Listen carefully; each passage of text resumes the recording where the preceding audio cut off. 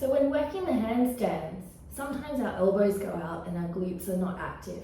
So by placing a band on our knee area just above and above our elbow area, we can work at aligning and supporting that process so we get a better energy line, less pressure in the shoulders, the lower back, elbows and wrists. Make sure that we're moving our shoulders over our wrists, and then we're pushing up.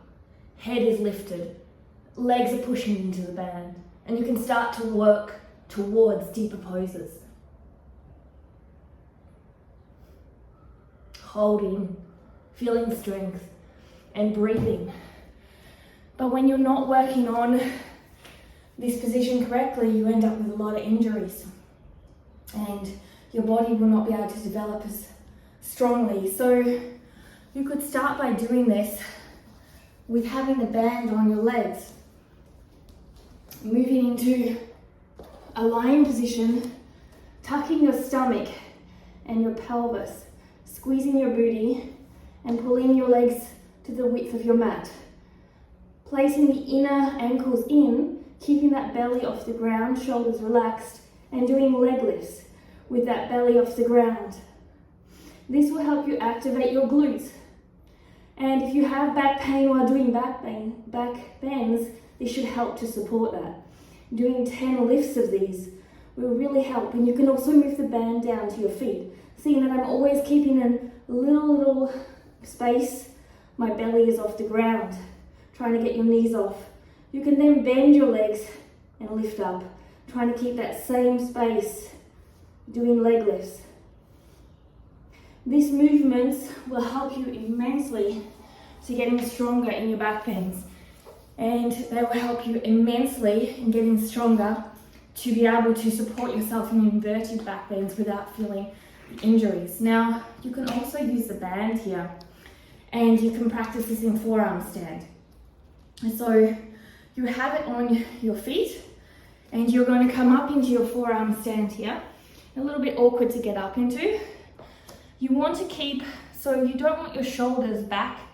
You want your shoulders, and it's something I continue to have to work on, in line with your elbows. And you're squeezing in to push up. And your elbows and hands are around the shoulder width part, but your hands can come in if you need to. So your head lifts up all the time, so you're supporting yourself through the extensors. Now from here, however you need to, you move into your forearm stand. And you may take a few hops like this to get yourself up. Now to move into a contorted forearm stand, head comes up and you open your hips first here. You push into the band. You breathe, you lift your chest up, and then you start to work yourself down. Now I don't want to sink back here, okay? Did you see how when I sunk back, I started to fall down? I want to move forward. That's very, very important. Also for the stress of your shoulders and elbows. So let's go up again and keep forward. So it's starting here, pushing into the band with the feet. So there's the resistance. And then opening, lifting your chest and pulling forward with your hands. Okay, you're really keeping forward. So keeping that alignment. You may not go as deep, but you will not get the backache pain. So here is the way to support that. Bringing yourself forward every time you go back. Okay?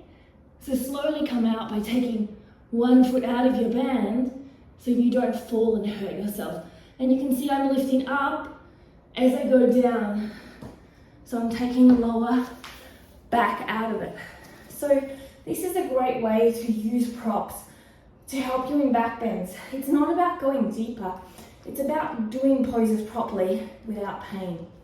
I do a lot of programming for these things for my clients and have Vimeo programs, but I also want to share here on YouTube to help those that are practicing, because I know what it's like when you can't afford a program or you find it difficult. So if you're a more advanced practitioner, remember this takes years. Try these moves first, then go back into your original back bending. So if we were doing it in forearm, I'm going to go back into it. Here, okay, open my legs, lifting forward, bringing my legs down, keeping my shoulders in alignment, and lifting up. And then coming down. Really long, straight legs, pushing forward. You saw my shoulder went out of alignment. Breathing. And you can bring your legs and transition here. Really straight. You can also bring your leg down.